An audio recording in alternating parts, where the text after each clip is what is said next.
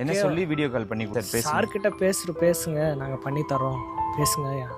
எல்லாரும் பேசணும். சார் வந்து 20 நிமிஷம் மேலே பேசினார் எங்ககிட்ட. 20 நிமிஷம் பேசினார் எங்ககிட்ட, எல்லாருக்கிட்டையும் பேசினார். அவர் அழுதுட்டதெல்லாம் சொல்கிறாங்க. அழுதுட்டாரு அவரும் ரொம்ப கஷ்டமாக இருக்குது. ஏன்னா என்ன ஆறுதல் சொன்னாலும் அந்த இழுப்படிக்கு எங்களுக்கு ஈடு கட்ட முடியாது.